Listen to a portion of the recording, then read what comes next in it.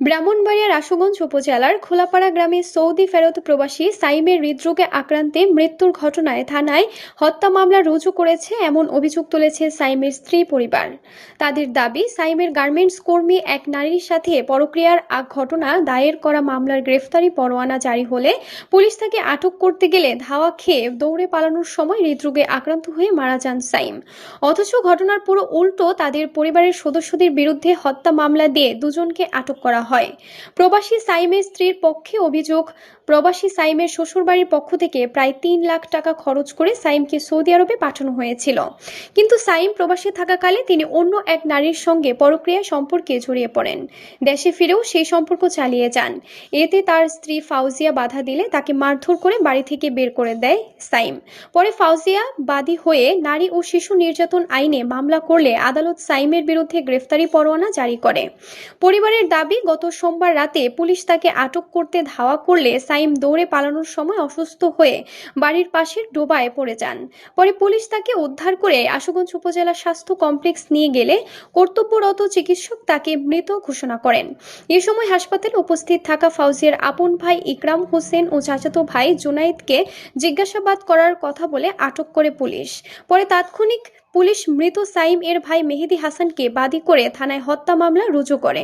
পরে আটক দুইজনকে গ্রেফতার দেখিয়ে আদালতে প্রেরণ করা হয়। এ ঘটনায় সুষ্ঠু তদন্ত করে ন্যায় বিচারের দাবি জানিয়েছে সাইমের স্ত্রী ফাউজিয়ার পরিবার।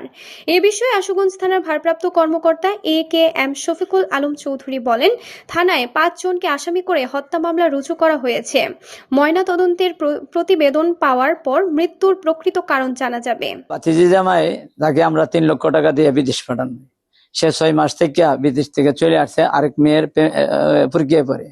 সে আসার পরে আমার ভাতিজিকে মারধর করার পরে ভাতিজিকে বলে আর লইয়া খাবো না। তখন আমার ভাতিজি একটা মামলা করে। ভাতিজি মামলা করার পর পুলিশ ওয়ারেন্ট নিয়ে বাড়িতে আসার পরে ওই তাকে গ্রেফতারের জন্য তার বাড়িতে যায়। সে পুলিশ দিকে দূর দিয়ে পড়ে গিয়ে সে কি করছে, হার্ট স্ট্রোক করে সে মারা গেছে।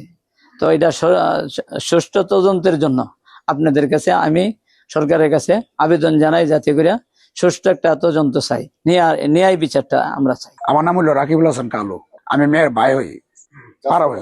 আমার এই বিয়ে লাগি ভাই খুব সুস্থ জ্ঞানের ছেড়ে আমরা বিদেশ পাঠাইছিলাম। বিদেশ পাঠানোর পরে সে একটা সমস্যা দেখাইছে যে হার্টের সমস্যা বাড়িতে আসবো, ঠিক আছে বাড়িতে আসো, চিকিৎসা করে যাও। তো বাড়িতে আসছে সে এয়ারপোর্ট আইসা আমাদের না নেয়া, আমাদের ফ্যামিলির কারোই নেয় নাই। সে একলা আইসে, আয়াসের এক মেয়ের সাথে পরীক্ষা ছিল। ওই মেয়ের সামান টামান আইফোন টাইফোন যা আছে সব দিয়েছে, দিয়ে বাড়িতে আইসে সন্ধ্যার সময়। আসার পরে আমার বোনের সাথে সে এগুলো দুর্ব্যবহার করে। এই যে পরীক্ষার যে ভিডিও টিডিও আছে সব আমার বোনে দেখছে। দেওয়ার পরে গ্রামের কিছু মানুষ সালিশ বসার পরে সে এটা মিলাই দেওয়ার পরে সে কি মোবাইল টোবাইল একজনের কাছে জমা দেওয়ার পরে কইছে মোবাইল তুই চালাইতে পারবে না। বাড়িতে গিয়ে সেরা লোকের মোবাইল ফিটে লয়ে গেছে লয়া আবার ওই ফার্দার ওই মেয়ের সাথে কথা কওয়ার পরে আমার বোনে এগুলা দেখা আমাদের সাথে অভিযোগ করার পরে আমার বোনে কইতেছে কি করবে, হ্যাঁ তো আমার বাড়িতে জায়গা দেয় না, বাড়িতে ধরে দিছে, আমার মারছে। ঠিক আছে তুই কি করবে, হ্যাঁ নামে মামলা করুন। তারপরে সে নামে একটা মামলা দিছি আমরা সেই আমরা সদর কোর্টের মাঝে।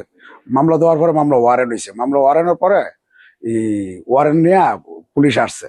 পুলিশ এসে সেটা ধরতে যাওয়ার পরে সে ওইটা দূর মারছে। তো আমি জায়গাটা দেখছি একটা হাল আছে, হালটা হ্যাঁ ফার দিয়ে যাইতে লিখছে পরে ওই জায়গায় পড়া হ্যাঁ অসুস্থ হয়ে গেছে এবার পুলিশের উড়ে আনার পরে দিয়ে আর কোনো শব্দ টব্দ নাই। তারপর কইছে আর হসপিটাল নিয়ে যাই দিব। তখন আমার 2টা বাইরে পুলিশে বলাইলো যে তোমরা একটু লো, আমরা পারতাছি না। তারপরে লয়ে গেল হসপিটাল যাওয়ার পরে মৃত্যু ঘোষণা দিছে পরে তোরা এরা 2জনে ওই পুলিশে আটকে রাখছে, রাইখা এরা নামে মামলা দিয়ে দিছে। তো সে আমরা এখন এটা ওই যে সদরের যে প্রথম যে চিকিৎসাটা এটার মধ্যে আসছে, সে হার্ট অ্যাটাক করছে, এমসি আমরা পাইছি।